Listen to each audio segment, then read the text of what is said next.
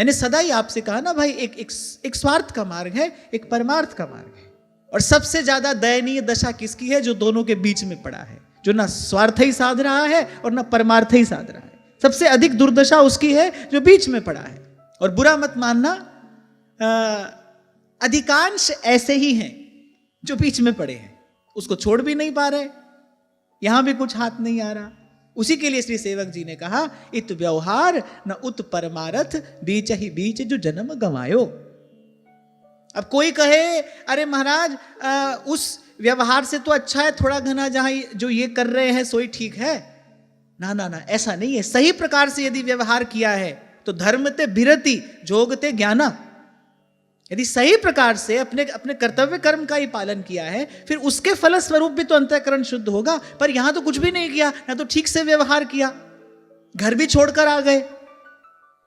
जो घर परिवार के प्रति कर्तव्य था वो भी छोड़ दिया। यहां पर आकर भी जिस रीति से रहना चाहिए था उस रीति से रहे नहीं, जिस रीति से भजन करना चाहिए था उस रीति से भजन किया नहीं। इसको कहते हैं ना, इत व्यवहार ना उत परमारथ, और बीच ही बीच जो जन्म गंवायो।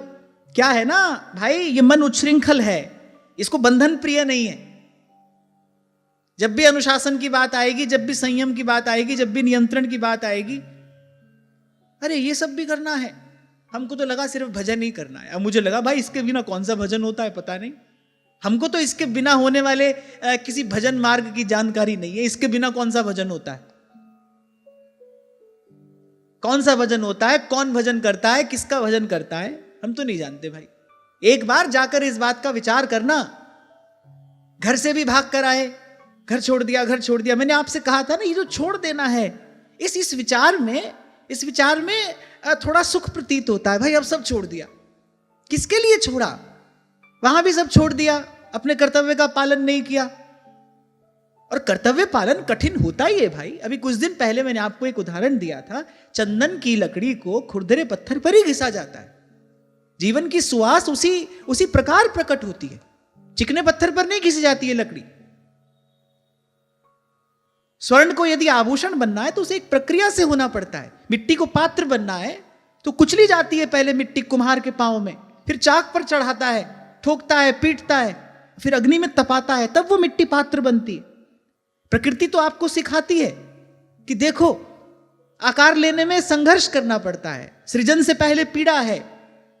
9 मास माता बालक को गर्भ में रखती है, असह्य पीड़ा सहती है, तो सृजन से पहले पीड़ा है। अच्छा, उससे भाग कर आ गए, यहां भजन करेंगे।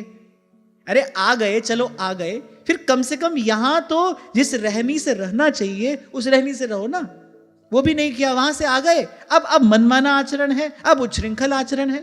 तो सबसे अधिक दुर्दशा अगर किसी की है तो वो यहां बीच में पड़े, बीच में खड़े व्यक्ति की है। अब देखना भाई, बीच में ना खड़े रहना, बीच में ना खड़े रहना। मानव जन अमोलक पाकर, मानव जन अमोलक पाकर, उत्तम करिए कमाए, हरि नाम सुखदायक। श्री गीता जी में भगवान ने अर्जुन से कर्म संन्यास और कर्म योग दोनों ही कहा। भगवान ने कहा कि अर्जुन, कल्याण के दोनों ही मार्ग हैं, कर्म संन्यास भी, कर्म योग भी, परंतु भगवान ने कहा परंतु कर्म योग मुझे अधिक प्रिय है। एक है कि जीवन केवल अपने ही काम आया, एक है जीवन सबके काम आया। भगवान ने कहा कर्मयोग अधिक प्रिय है।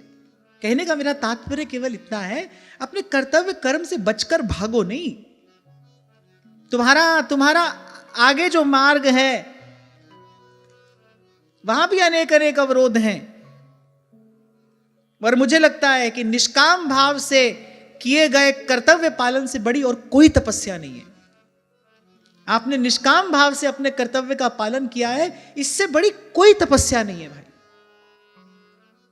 ये बड़ी तपस्या है, सबसे बड़ी तपस्या, जब आपने केवल प्रभु की ओर देखते हुए अपना कर्तव्य पालन किया, आपने निष्काम मति से कर्तव्य पालन रूपी ये यज्ञ नित्य संपादित किया, इससे बड़ी कोई तपस्या नहीं है भाई। आपका हर मार्ग खुल जाता है इस तप के प्रभाव से, प्रसाद से। एक बार करके तो देखो। और फिर यदि आ गए हो छोड़कर, कहते हो हम छोड़कर आ गए हैं, आ गए हो यदि सब छोड़कर, तो फिर जी मार्ग सब संत गया छे, वी मार्ग में जास्या, मेरो मन लाग्यो हरि जी सू, अब ना रहूंगी मैं अटकी, मेरो मन लाग्यो हरि जी स्यो, अब ना रहूंगी मैं अटकी।